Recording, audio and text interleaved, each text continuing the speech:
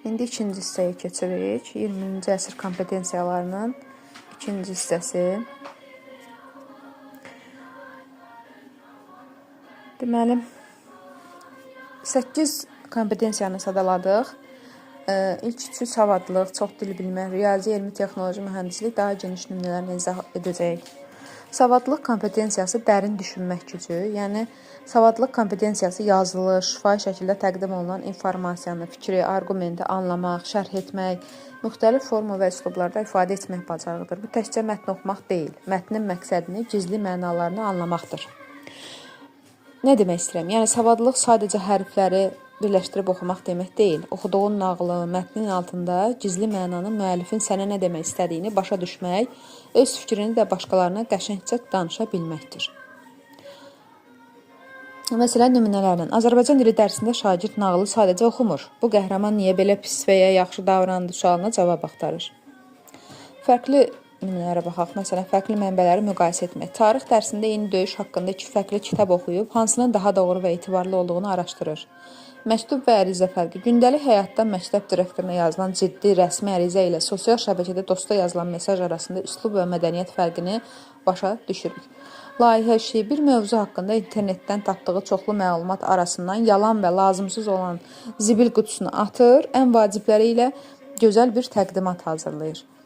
Bu nədir? Savadlıq kompetensiyasıdır. İndi keçirik çox dil bilmək kompetensiyası.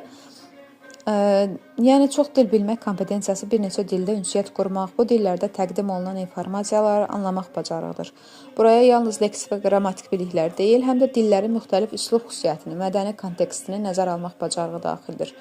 Bu güc sənə ingilis, rus ya da başqa xarici dillərdə danışmağı öyrədir, amma təkcə sözləri əzbərləmək yox, həm də həmin ölkələrin insanlarının adət-ənənələrini bilib, onlarla düzgün dostluq etmək bacarığıdır. Əyətdən nümunələrə baxaq. İngilis dilinin dərsində şagird darıxdırıcı dialoqları əzbərləmək əvəzinə xaricdəki bir həmyaşıdına real e-mail və ya məktub yazmağı öyrənir. Beynəlxalq bir layihədə kompüter qarşısında oturub xarici dostları ilə ingiliscə danışır, həm öz ölkəsini tanıdır, həm də onlardan yeni şeylər öyrənir. Küçədə qarşısına çıxan xarici turistlərə qısa sual cavab edərək onlara yolu göstərir. Dili real həyatda işlədir. Riyazi, elmi, texnoloji, mühəndislik kompetensiyaları ağıllı hesablamalar və kəşflər etmək deməkdir. Yəni, bu böyük güc öz daxilində 3 hissəyə bölünür. Riyazi kompetensiyalar. Riyaziyyat təkcə dəftərdə misal həll etmək, gündəlik həyatda qarşına çıxan çətinlikləri məntiqi yolla həll etməkdir.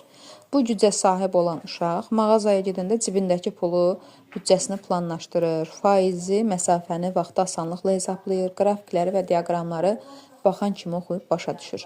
Elmi kompetensiyalar təbiəti kəşf etmək, dünyada və təbiətdə baş verən hadisələri, məsələn, yağışın yağmasını, bitkilərin böyüməsini elmi yolla izah etmək bacarığıdır. Elmi gücü olan uşaq sadəcə bu niyə belədir deyə sual verir, təcrübələr və müşahidələr aparır. Həm də kəşf olunan elmi yeniliklərin, məsələn, yeni texnologiyaların, ekoloji qərarların təbiətə və insanlara xeyirli yoxsa ziyanlı olduğunu tənqidi şəkildə dəyərləndirir. Texnoloji və mühəndislik kompetensiyası, ideyaları reallığa çevirmək, insanların ehtiyaclarına və problemlərinə cavab verən praktik həll yolları tapmaq üçün elmi riyazi bilikləri real əşyalara, qurğulara, sistemlərə çevirmək bacarığıdır. Yəni, beynində fırlanan dahi bir ideyanı, ağıllı bir robot, təbiəti təmizləyən bir maşın ideyasını riyaziyyat və elmin köməyi ilə real olaraq düzəltmək, yəni mühəndislik etmək bacarığıdır. Qısası, şagird dərsləri sadəcə əzbərləyən yox, oxuduğunu dərindən başa düşən, xarici dildə dünya ilə danışan, elmi, real həyatın problemlərini həll edən bir qəhrəmandır. Bu da ikinci hissədir. Xoş dinləmələr.